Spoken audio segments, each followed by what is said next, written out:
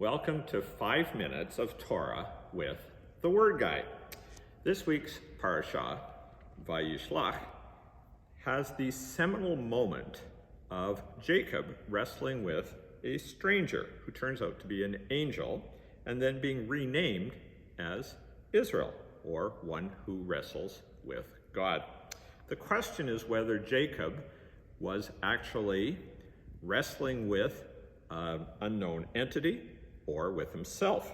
And we never learn the answer, but we do learn what is needed to remake one's character, and that is the ability to hold on. Jacob lets go of the stranger only after receiving a new name and a renewed identity.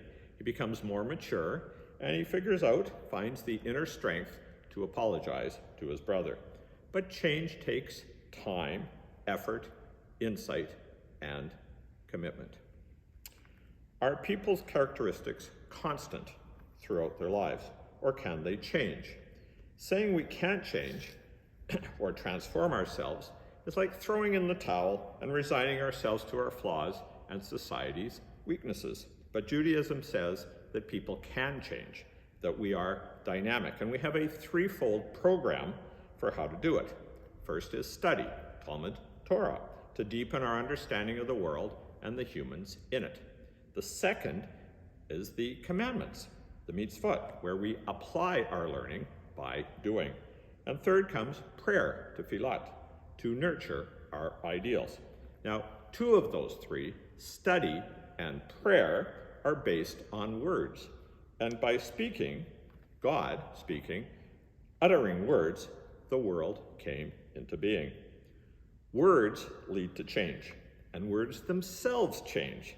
And that is one of the connections between the parasha and my newest book, Tales from the Word Guy, What Your English Teacher Never Taught You.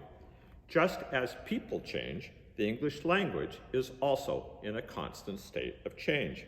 From its origins to today, the vocabulary, meanings, grammar, punctuation, spelling, style, and so on are all in flux. Did you ever use the word Zoom before the pandemic, except to refer to camera lens? Before 1998, Google wasn't in our vocabulary, or if it was spelled differently, Googol, and it referred to an incredibly large number, 10 to the 100th power. Clouds were in the sky. Now your data are in the cloud. A mouse was a rodent you caught in a trap. Now you have one on your computer desk. The English language is ever-changing, imaginatively expressive, remarkably rich, and endlessly entertaining. Please join me to hear about it and my book on Monday, December 12th at 7:30 p.m. in person at Beth Israel. I will be in conversation with Daniela Givon, a dear friend who is fluent in more languages than just my one and is an accomplished translator. Now, two final thoughts. God entered into a covenant with Abraham. God renews or regrants that covenant when Jacob wrestles with a stranger. Rearranging the letters of regrants gives stranger. But that's only a start. Look at the letters of Jacob's name, J-A-C-O-B. It includes an A, a B, and a C in there. And that's the start of the English alphabet. And Jacob really was the start of the development of the Jewish people. The other two letters are J and O, and that's the start of my name. So join me, J-O ... to hear about ABC ... I promise you my trademark combination of learning and laughter.